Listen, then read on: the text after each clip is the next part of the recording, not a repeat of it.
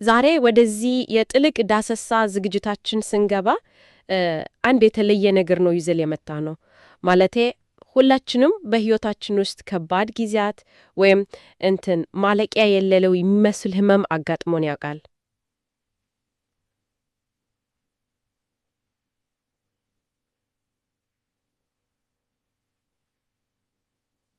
አዎ፣ በእርግጥ የሌለበት ሰው የለም።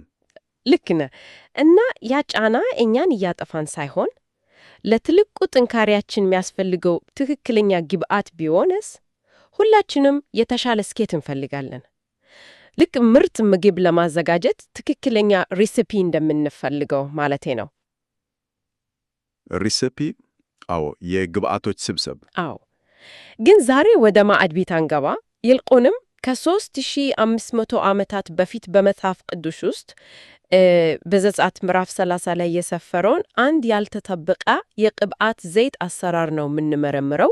ይህንንም ያገኘነው ታይምስ ስኩዌር ቸርች በተሰኘው የዩቲዩብ ቻናል ላይ ከቀረበው የቅብአቱ አሰራር ከሚለው ቪዲዮ ትንታኔ ላይ ነው። ይሄ ርዕስ ታውቂያለሽ፣ የሰውን ልጅ የስነ ልቡና ጉዞ በጥልቅ የሚፈትሽ ነው።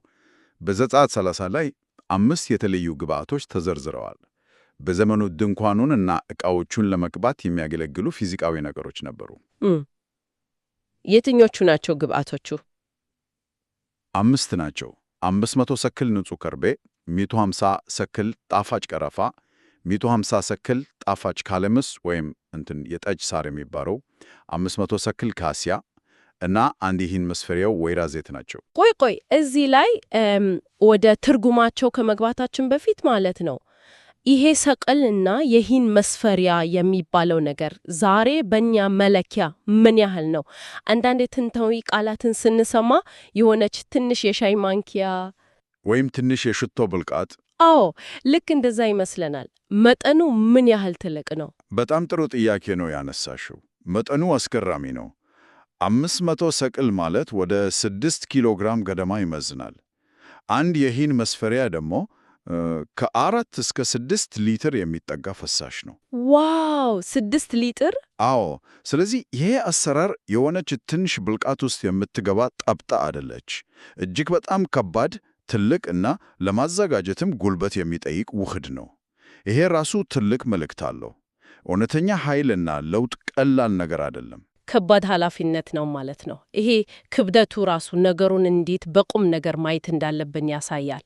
እና እነዚህ ግብአቶች በዘመኑ ለነበሩት ሰዎች የሚዳሰሱ ነገሮች ቢሆንም እኛ ግን ዛሬ ከዚህ ጀርባ ያለው መንፈሳዊ እና ስነ ልቦናዊ ትርጉም ነው የምንፈተሸው። ልክ ነሽ። ምክንያቱም ትንታኔው እንደሚያሳየው ዛሬም ቢሆን እውነተኛ ጠንካራ ያላቸው ሰዎች በሕይወታቸው ውስጥ በእነዚህ 5 ግብአቶች ሳይወዱ በግዳቸው አልፎባቸዋል። እና የመጀመሪያው ግብአት ከርቤ ነው አይደል? አዎ፣ ከርቤ ደግሞ በቀጥታ ከህመም ጋር የተያያዘ ነው። ታሪካዊ አጠቃቀሙን ስናይ በዋናነት ህመምን ለማስታገስ ወይም ቁስልን ለማደንዘዝ ይውል ነበር። ማደንዘዣ ነበር ማለት ነው። በትክክል።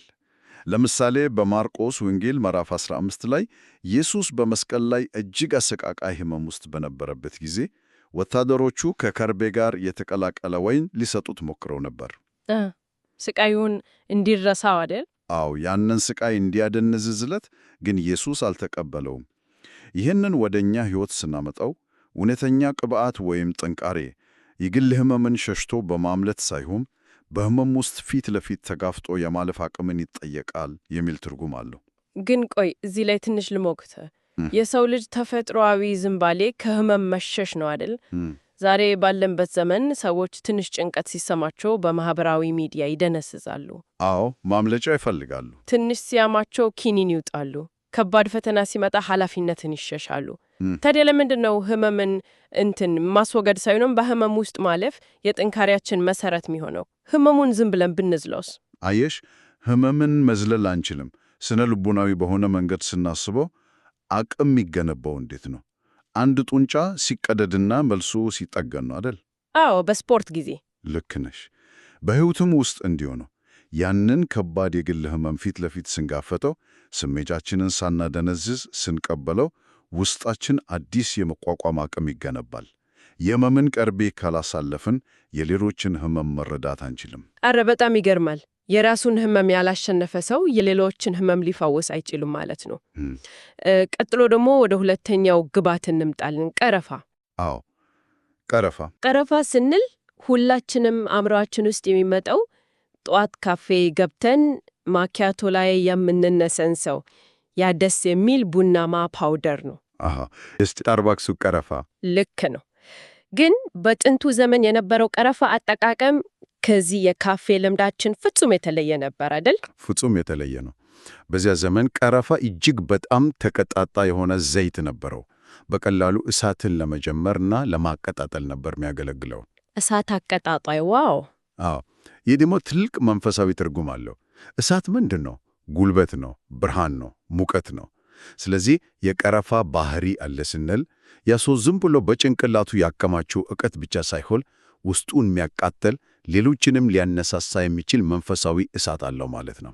ማለቴ ተነሳሽነት ወይም ፓሽን እንደማለት ነው። በትክክል። በሐዋርያት ሥራ ምዕራፍ 2 ላይ መንፈስ ቅዱስ በእሳት አምሳል ወረደ ይላል። ያ እሳት ነው ሰዎቹን ከፍርሃት ነፃ አውጥቶ ዓለምን እንዲለውጡ ያደረጋቸው። ይሄ ልዩነት በጣም አስፈላጊ ነው።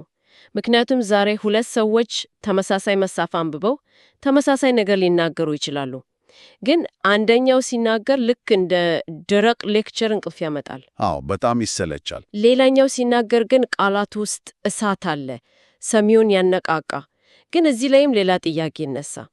እሳት እኮ ያቃጥላል ታውቃለህ። ይሄ ማለት እውነተኛ የህይወት ለውጥ ለማግኘት ግድ በህመም እና በሚያቃጥል እሳት ውስጥ መቃጠል አለብን ማለት ነው? ምንም ጥርጥር የለውም። እሳት አሮጌውንና የማያስፈልገውን ነገር አቃጥሎ ያነጻል። ወርቅ ራሱ በእሳት ውስጥ ካላለፈ ንጹሕ ወርቅ ሊሆን አይችልም። አዎ፣ እውነት ነው።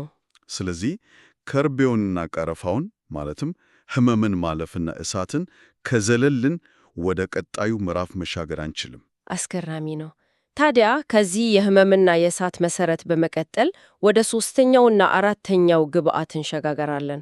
የሰው ልጅ ለሚደርስበት ከባድ ጫና የሚሰጠውን ምላሽ ምን መሆን አለበት? እነሱም ጣፋጭ ቃላመስ ወይም የጠጅ ሳር እና የወይራ ዘይት ናቸው። አዎ፣ የቃላመስና የወይራ ዘይት ተምሳሌት። ሁለቱም አንድ የሚያመሳሰላቸው ከባድ ባህሪ ያላቸው፣ እሱም መቀጥቀጥ እና መጨመቅ ነው። በትክክል። መጀመሪያ ስለ ጣፋጭ ቃላመስ ላንሳልሽ። ይህ ተክል በእስራኤል የውሃ ዳርቻዎች የሚበቅል ነው። ግን ልዩ የሚያደርገው አንድ ጸባይ አለው። ያ ደስ የሚል መዓዛው እንዲወጣ ዝም ብሎ መታየት የለበትም። መዓዛው እንዲወጣ ምን መሆን አለበት? አበቦቹ እና ቅጠሎቹ በጥብቅ ሊቀጠቀጡና ሊጨፈለቁ ይገባል። ካልተቀጠቀ በስተቀር በውስጡ ያለውን ጣፋጭ መዓዛ በፍጹም አያወጣውም። ዋው! ሳይቀጠቀጥ መዓዛ የለውም። አዎ። ታዲያ የዚህ ትርጉም ምንድን ነው ብለን ስንጠይቅ በሕይወታችን ውስጥ ከባድ ጫና፣ መቀጥቀጥ ወይም ክህደት ሲደርስብን የምንሰጠው ምላሽ ምን ይመስላል የሚለውን ነው የሚያሳየው። እዚህ ላይ ነው እንግዲህ እውነታውን መነጋገር ያለብን።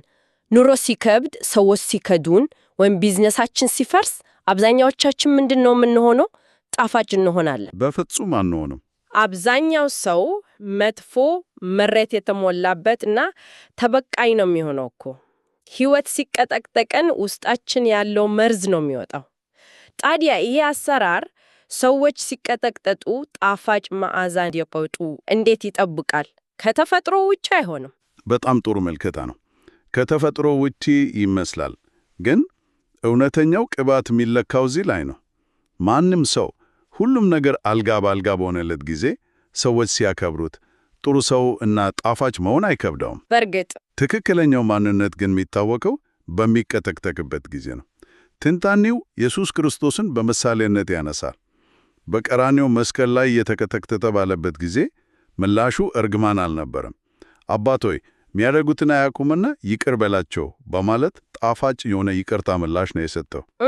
ሰዎች ክፉ ሲያደርጉብህ መልካምነትን ማውታት ማለት ነው። አዎ፣ ቃለመስ ማለት ይሄ ነው። ይህን ስናስበው የሰውን ማንነት ልክ እንደ አንድ ፍሬ አድርገን መውሰድ እንችላለን።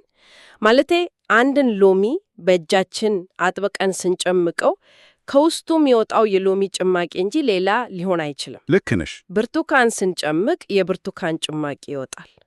ውስጣችን ያለው ነገር በውሸት ተሸፍኖ ሊቆይ ይችላል።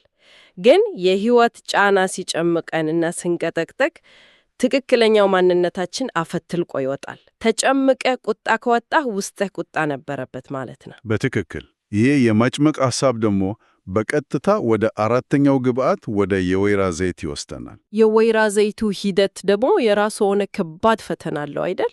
አዎ፣ የወይራ ዘይት ለእስራኤላውያን የምግባቸው የመብራታቸውና የፈውሳቸው መሠረት ነበረ። ግን ያንን ዘይት ለማግኘት ወይራው ከዛፍ ላይ እንደተቀጠፈ ዝም ብሎ ዘይት አይሆንም። በከባድ የድንጋይ መጭመቂያ ውስጥ ማለፍ ነበረበት። ተፈጭቶ ማለት ነው። አዎ፣ ጠንካራው ፍሬ በክብደት ተጨምቆ ተፈጮ ቅርጹን ሙሉ በሙሉ አጥቶ ወደ ፈሳሽነት መለወጥ ነበረበት። ትንታኔው ላይ አንድ የሚገርም አባባል አለ። ሊያጠፉህ የመቱ የሚመስሉት ጫናዎች በእርግጥም ፍሬውን ወደ ፈሳሽነት ለመቀየር የተላኩ ወኪሎች ናቸው ይላል። አረ በጣም ይገርማል። ይሄን ወደ ዘመናዊው ሕይወታችን ስናመጣው ያ መጭመቂያ ምንድን ነው? ማለቴ ምናልባት በስራ ቦታ የሚያስጨንቅህ አለቃህ ሊሆን ይችላል። አዎ፣ ወይም የገንዘብ ዕዳ። ልክ ነህ። ወይ ትዳር ውስጥ ያለ ከባድ ፈተና ሊሆን ይችላል። እነዚህ ነገሮች ልክ እንደ ድንጋዩ ከላይ ሆኖ ይጫኑናል። ግን አብዛኛው ሰው በመጭመቂያ ውስጥ ሲያልፍ ወዲያውኑ ለማምለጥ ነው የሚሞክረው አይደል? አዎ፣ ማምለጫ መንገድ ይፈልጋል። ስራውን ይለቃል ወይም ይፋታል። ግን ከመጭመቂያው መሸሽ ማለት እኮ ወደ አዲሱ ቅርጽ፣ ወደ ፈውስ ሰጪው ዘይትነት የመቀየርን እድል ማጣት ማለት አይደለንን? መጭመቂያውን ካልታገስን እንዴት ዘይት እንሆናለን? በጣም ትክክል። ይሄ ነው ትልቁ ፈተና። ታውቂያለሽ፣ በመጭመቂያ ውስጥ ሲሆንሽን ስታቂ አትሽሺ፣ አታፈግፈጊ። ምክንያቱም ያ ጠንካራና እልከኛ ማንነትሽ ለሌሎች ብርሃን ወደሚሆን ዘይትነት የተለወጠ ያለው እዚያው ጫና ውስጥ ነው። ጫናው ነው የሚቀይረን።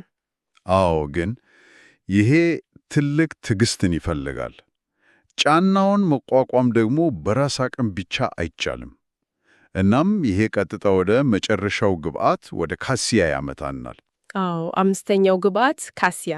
ይሄ ደግሞ ከሌሎቹ ሁሉ የከፍታና የጥረት ተምሳሌ ነው አይደል? አዎ፣ እሱ የተለየ ነው። ካሲያ የተባለው ቅመም ልክ እንደ ሌሎቹ ሜዳ ላይ አይገኝም። ከ8000 ጫማ ከፍታ በላይ ባሉ ተራራማ ቦታዎች ላይ ብቻ ነው የሚበቅለው። ከዛም አልፎ ከዛፍ ቅርፊት ላይ በስለት ተፋቆ ነው የሚወሰደው። እስኪ አስበው፣ ይሄንን ለማግኘት ተራራ መውጣት፣ አየር ማጠር፣ ይሄ ለምን አስፈለገ? ይህንን ከሰው ልጅ መንፈሳዊ ጉዞ ጋር አያይዘን ስናየው በጣም ግልጽ ይሆንልናል። ካሲያ ወደ ተራራ መውጣትን፣ ከፍታን መፈለግና ራስን ከጫጫታ ማራቅን ያሳያል። ከሰዎች መራቅን? አዎ። ለምንድን ነው ከፍታ የሚያስፈልገው? ምክንያቱም ከ8000 ጫማ በላይ ስትወጪ ከታች ያለው የሰዎች ጫጫታና ሁከት አይሰማሽም። አየሩ ንጹሕ ነው። ትንታኔው እንደሚያሳየው ኢየሱስ ሁልጊዜ ከሕዝቡ ተለይቶ ከተራራ ላይ በጸሎት ጊዜ ያሳልፍ ነበር። ጊዜ ወስድ ነበር። አዎ፣ እውነተኛ ጥበብን ለማግኘት አቋራጭ መንገድ የለም። ያንን ከፍታ ለመውጣት ዋጋ መክፈል ግድ ይላል። ይሄ እኮ የዘመናችንን ሰው አኗኗር ፊት ለፊት የሚሞግት ነው። የዛሬው ሰው የለመደው ፈጣን ምላሽን ነው። ማይክሮዌቭ ውስጥ አስገብተን በ2 ደቂቃ ምግብ፣ አሳንሰር ተጭነን በሰከንዶች 80 ፎቅ ላይ መድረስ ነው የምንፈልገው። ልክ ነሽ። ሁሉ ነገር በፍጥነት። በመንፈሳዊ ሕይወታችንም ሆነ በግል ስኬታችን አሳንሰር እንፈልጋለን። ግን ይሄ ታሪክ እንደሚነግረን እውነተኛ መንፈሳዊ ኃይል አሳንሰር የለውም።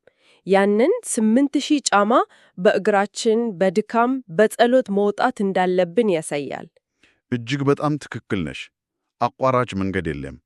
እናም ይህ ሐሳብ 5ቱንም ግብዓቶች ካየን በኋላ ወደምናገኘው አጠቃላይ የችግር መሠረት ያመጣናል። እሱ ምንድን ነው?